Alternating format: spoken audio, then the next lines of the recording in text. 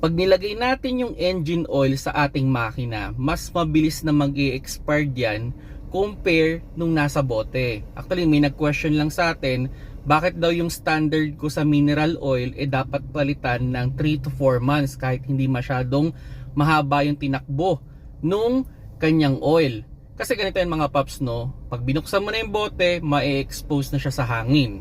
Then, pag nilagay mo yan sa loob ng ating engine, siyempre magde-drain tayo. Kaso hindi naman natin lahat matatanggal yung oil.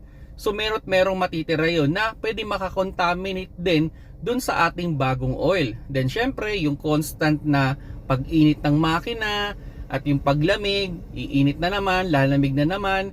Tapos yung mga friction na nangyayari sa loob ng ating engine, yun yung magpapabilis nung expiration ng ating engine oil. Kaya nga pag hindi nyo yan pinalitan, may tendency na magkaroon niya ng sludge or mag-sludge yung mismong oil ninyo na hindi maganda sa ating makina. Kaya mga paps, no, mas okay pang mag-change oil ka parate, mas makakatipid dun kesa sa magpa-overhaul ka ng makina.